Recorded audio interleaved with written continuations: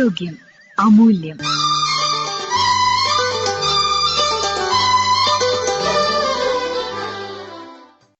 സന്ധിവാതം, ഇതേക്കുറിച്ച് സംസാരിക്കുന്നു Engapuzha doctor Subaida's homeopathy ക്ലിനിക്കിലെ ഡോക്ടർ ഇ.കെ. സുബൈദ. രക്തത്തിലെ യൂറിക് ആസിഡിന്റെ അളവ് ക്രമാതീതമായി കൂടുമ്പോൾ ഉണ്ടാവുന്ന ഒരു കൂട്ടം രോഗങ്ങൾക്കാണ് സന്ധിവാതം അഥവാ ഗൗട്ട് എന്ന് പറയുന്നത്.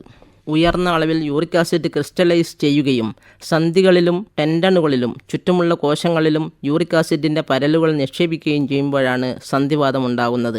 സ്ഥിരമായി ബിയറോ പഞ്ചസാര ചേർത്ത പാനീയങ്ങളോ കഴിക്കുന്നവരിലാണ് ഇത് കൂടുതലായി കാണുന്നത്. കരൾ, കക്കയിറച്ചി, മാട്ടിറച്ചി എന്നിവ കഴിക്കുന്നവരിലും ഇത് കാണുന്നുണ്ട്. ഭക്ഷണക്രമം, ആരോഗ്യ പ്രശ്നങ്ങൾ, ജനിതക ഘടകങ്ങൾ എന്നിവയെല്ലാം ഗൗട്ടിന് കാരണമാകാം. സ്ത്രീകളെ അപേക്ഷിച്ച് പുരുഷന്മാരിലാണ് ഗൗട്ട് കൂടുതലായി കാണപ്പെടുന്നത്. എന്തൊക്കെയാണ് ഗൗട്ടിൻ്റെ കാരണങ്ങൾ?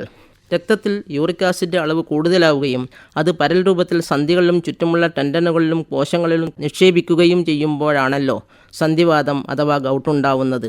പ്യൂരിൻ അടങ്ങിയ ഉയർന്ന പ്രോട്ടീനേഷ്യസ് ഫുഡ് കൂടുതൽ കഴിച്ചാലും യൂറിക് ആസിഡ് അഥവാ യൂറേറ്റ് ലവണങ്ങൾ വൃക്ക മുഖേന വിസർജിക്കുന്നത് കുറയുമ്പോഴും യൂറിക് ആസിഡ് കൂടുതലായി ഉൽപ്പാദിപ്പിക്കുമ്പോഴും ജനിതക കാരണങ്ങൾ ഉണ്ടാവുമ്പോഴും സന്ധിവാതം ഉണ്ടാകുന്നു. എന്തൊക്കെയാണ് സന്ധിവാതത്തിൻ്റെ ലക്ഷണങ്ങൾ? അക്യൂട്ട് സന്ധിവാതം അഥവാ അക്യൂട്ട് ഗൗട്ട്. ഇത് പെട്ടെന്നുണ്ടാകുന്ന സന്ധിവാതമാണ്. ഇതിൽ കൂടുതലും കാലിൻ്റെ പെരുവിരലിൻ്റെ അടിഭാഗത്തുള്ള സന്ധിയെയാണ് ബാധിക്കാറുള്ളത്. ഈ സന്ധി പെട്ടെന്ന് ചുവന്ന് തടിച്ച് അനക്കാൻ പറ്റാത്ത വിധം വേദനയോടെ തുടങ്ങുന്നു. അതോടൊപ്പം പനിയും ഓക്കാനവും ക്ഷീണവും ഉണ്ടാകും.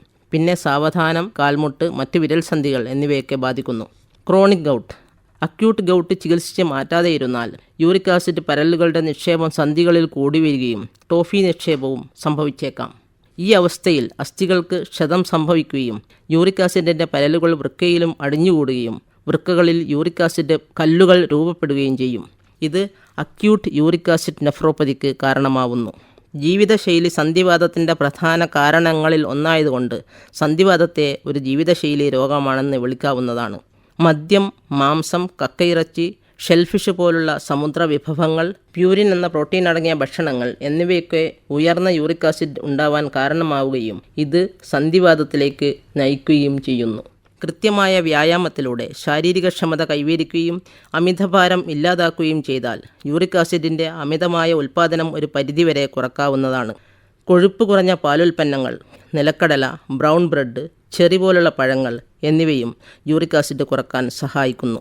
ലഹരി പാനീയങ്ങളിൽ നിന്ന് പൂർണ്ണമായി വിട്ടുനിൽക്കുകയും സമുദ്രോൽപ്പന്നങ്ങളായ ചെമ്മീൻ, കക്കയിറച്ചി കൂടാതെ അവയവ മാംസങ്ങൾ എന്നിവ കഴിക്കാതിരിക്കുകയും ചെയ്യുന്നത് സന്ധിവാതം കുറക്കാൻ സഹായിക്കും. സന്ധിവാതം ഹോമിയോപ്പതി ചികിത്സയിലൂടെ നിശേഷം മാറ്റാവുന്നതാണ്. ലക്ഷണങ്ങൾ കൂടാതെ അത് ഓരോ രോഗിയിലും എന്തൊക്കെ പ്രശ്നങ്ങൾ ഉണ്ടാക്കുന്നു എന്നൊക്കെ നോക്കിയാണ് ഒരു ഹോമിയോപ്പതി ഡോക്ടർ മരുന്നുകൾ നൽകുന്നത്. ഓരോ രോഗിക്കും അവരവരുടെ ശാരീരിക, മാനസിക, സാമൂഹിക മാറ്റങ്ങൾ എന്തൊക്കെയെന്ന് അപഗ്രഥിച്ച് വേണം ചികിത്സ നൽകാൻ.